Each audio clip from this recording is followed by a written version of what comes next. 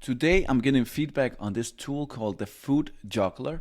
It's a tool by Michael here, and I haven't really done anything like this, any videos like this before.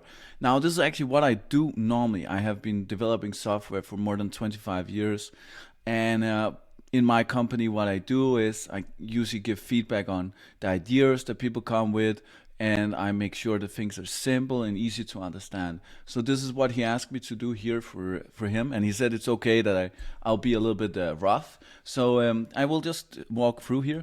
The first thing I see is that the thing is not super optimized for bigger screens. I have a quite big screen here, so it's not super optimized for this. It doesn't look bad. Like if I go here, you can see it looks okay, but it's not really optimized.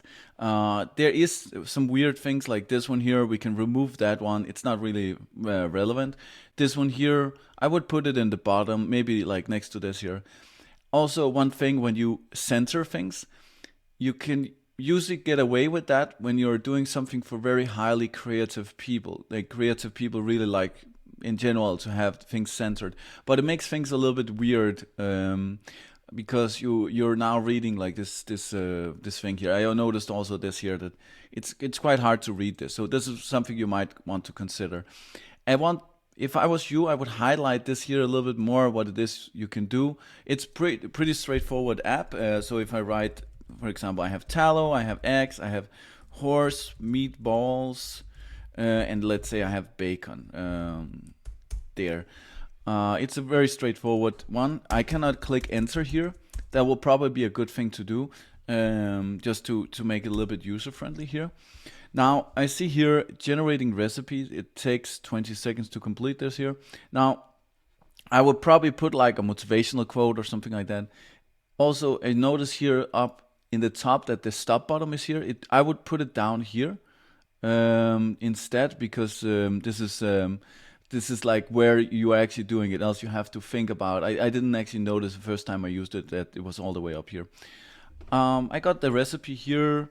It's a little bit weird recipe here because there's only this one here. There's no horse meatballs here or bacon, but it looks nice. So they say transcendent tallow meatballs. All right. And yeah, it's a pretty nice, interesting thing here. I like that you have this one here. I think that's very good because we are in this indie hacker space, so this is super nice.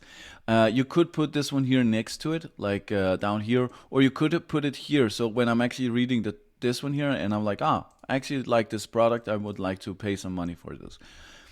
I also noticed there's this one here in the top where there's settings.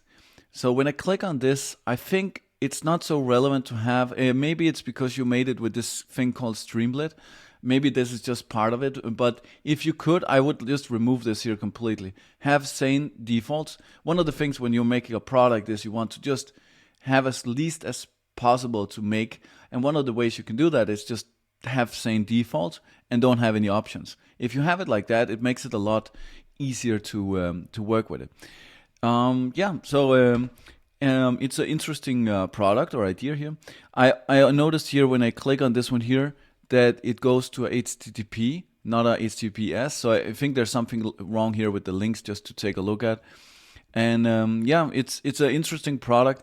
I would want, if I was you, I would take this thing called the lean canvas and make like this down. It's like a short, like mini business plan, and you can get like idea on what is this product actually. What is your goal with this product?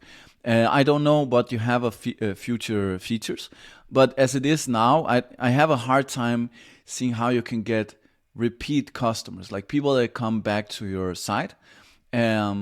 Or like if you could pay, like if someone is paying like a one-time fee for it, or something like that. So I think it would be hard to earn money with this.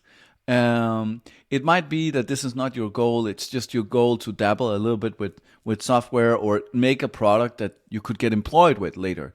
If it's like that, it's a very good product to do this. It shows you that you know all about these things here.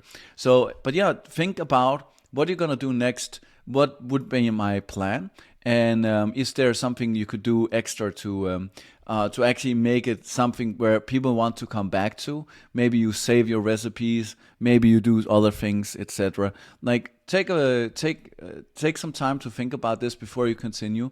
I would just keep it very simple, like you already have. Don't do a lot of new things here, and just think about what is the core thing here. So yeah, as I said, this is not a video that I normally do. This is what I do for my company. And if you have some other things you want me to highlight, then just write to me and I'll take a look at it. I'm on Tiger Team X, so you can find me here, Tiger Team X. I'm Martin, and yeah, I'll see you tomorrow. See you. Cheers, guys.